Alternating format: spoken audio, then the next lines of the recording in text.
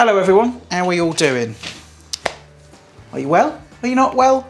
If not, here's a hug. Come on, reach in, come on. It's all gonna be okay. Now I've got a lovely little recipe for you today using this magical ingredient. Why is it magical? Well, stay tuned and you'll find out.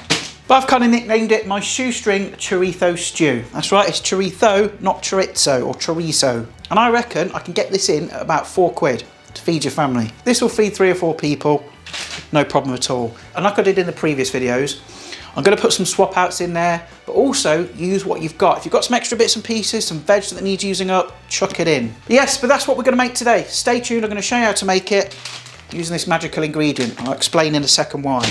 Please do the usual thing, like, share, subscribe. Show these videos to anyone that might be in need, your friends, your family. Hey, even your arch nemesis, he's still got to eat, isn't he? Or she. But let's crack on, let's go and make this stew. Come on.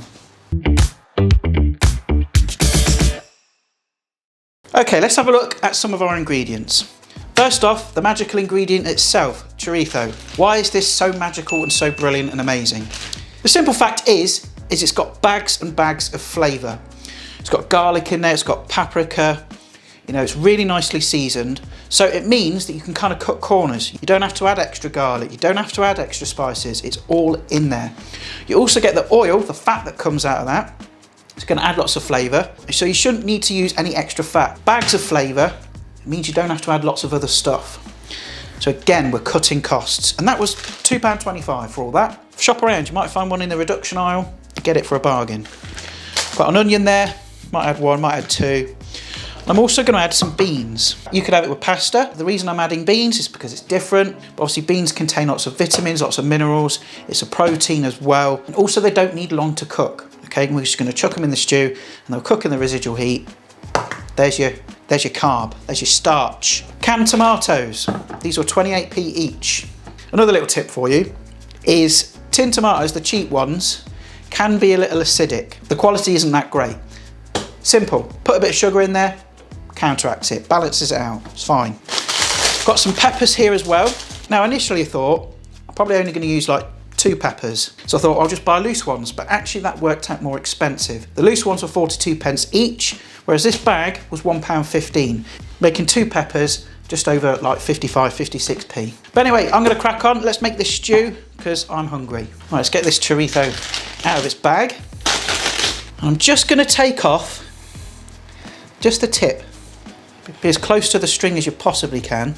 So obviously we don't want to waste any. Okay, and then I'm just going to cut it in half.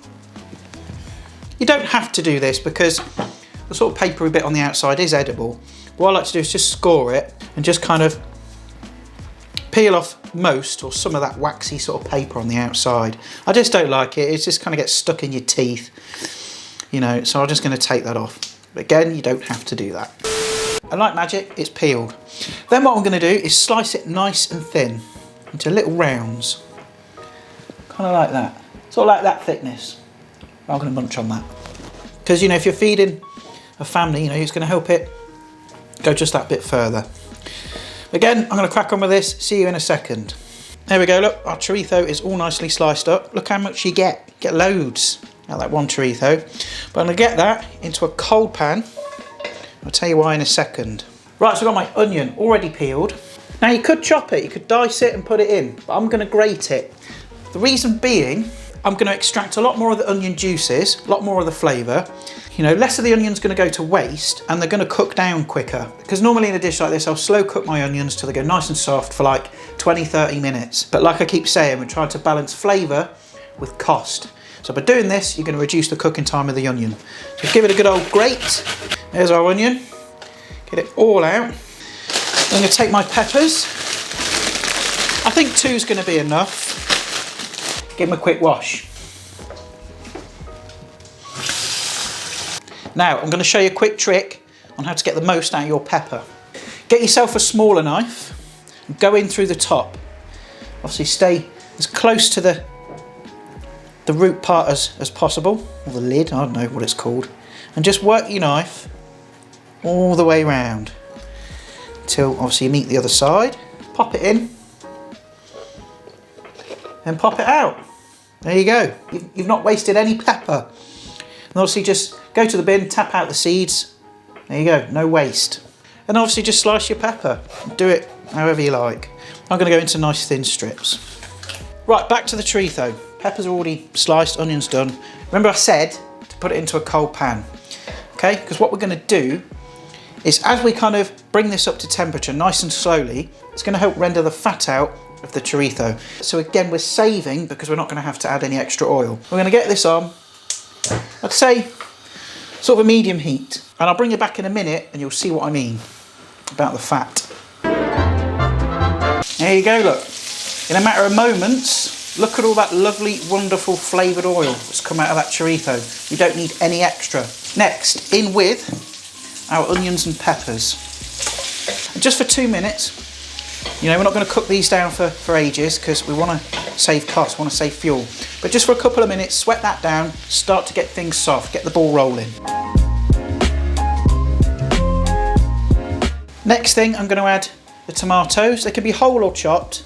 These are whole because that's all they had. Well, they had other ones in there, but these were the cheapest ones that I could get my hands on. So these are whole ones, it's absolutely fine. But I'm just going to swill out the cans so we don't waste any of the juice. In that goes. A couple of twists of black pepper. I'm not going to add any salt at this point because there's going to be salt in the chorizo, and I think our beans as well are in salted water, so I'm just going to kind of hold back on that. And I'm going to add some oregano. Again, use whatever herbs you've got. Anyway, enough waffling, get the lid on.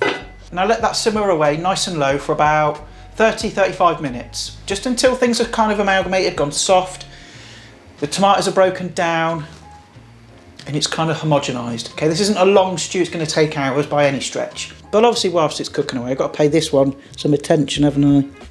Would you like a treat?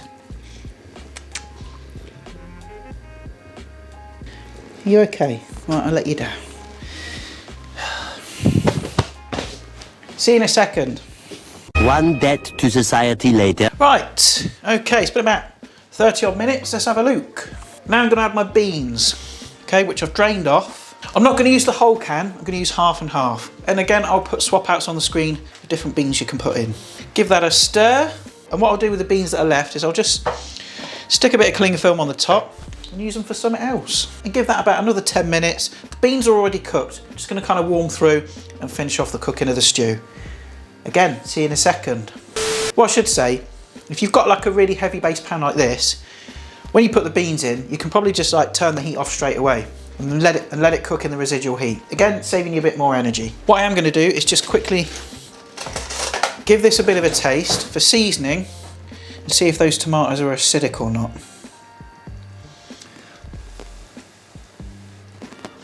Yeah, they're a bit too acidic. So I'm going to add just a couple of small pinches of sugar. Like I said, it will help balance out that acidity.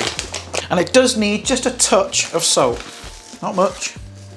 There we go, there's our shoestring chorizo stew. Now for anybody that doesn't know what shoestring means, basically means you've got f*** all money. Because the governments and bloody private companies are shafting us. That's basically what it means. There we go. Voila, let's have a taste.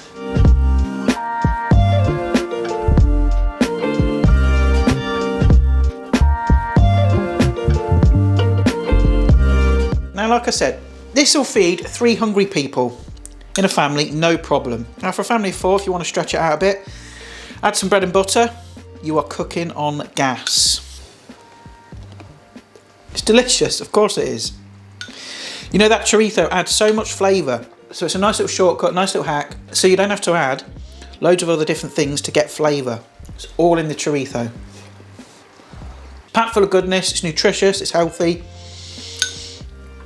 It's tasty, and also importantly, cost bugger all.